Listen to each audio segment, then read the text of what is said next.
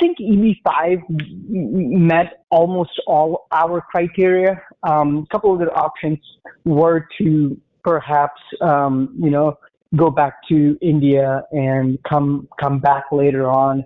But that just didn't make a lot of sense because, again, then you were starting a new life. Although we're Indians, it would still be a brand new start to our professional careers at least. So then we were like, okay, with EB2 not moving anywhere as far as the dates were concerned, we thought let's just go with EB5. Especially after last year's regulatory change, where they brought in the rural EB5 rural, which I'm sure we're going to talk about in later on here. But that definitely was a big influencing factor in our decision making. The brand name associated with Twin Lakes project was a big yes for us, right? When you hear about Coulter and just the amount of undertakings they've had, and decades of track record of completing successful projects, never defaulting on a loan or an EB or any sort of funding for that matter, was a big thing for us. And I remember at the very last when we were ready to transfer or wire the funds, we were getting at the very last 5 or 7 spots available, if you remember that, Sam, or discussion.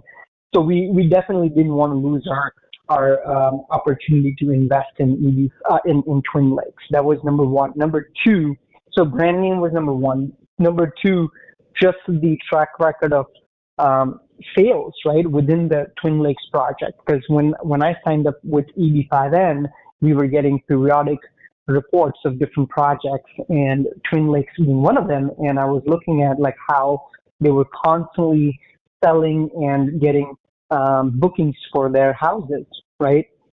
So that was number two. Number three, with speaking with you on numerous occasions, and Anida, we got that sense of confidence that, okay, these two professionals who have been in their respective areas of expertise for a number of years, and if they are talking so highly of this project, there must be some merit to the spiel, right? It wasn't just a sales pitch at that point.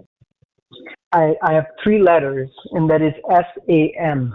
It's you, Sam, because whenever I spoke with you, again, just your professionalism, your the way you communicate, you've never forced us to sign on any project without, helping us as much as you can, and letting us complete our due diligence, right? And just the overall, I guess how to put this? Yes, the overall vibes, right? I mean, that's something that you cannot explain. But whenever I spoke with you, I always felt relief that Twin Lakes is the project and EB5AN is the company that I want to invest through. I have one more thing to add to your question, to your previous question about what I would suggest or advise somebody. Sure. One thing not to do is not to talk to a lot of people, and to not go on different forums and start thinking about, like, what if a project goes south or something, right? I mean, the more in this sense, and anything immigration related, I have a rule of thumb or a best practice that ignorance is a bliss, right?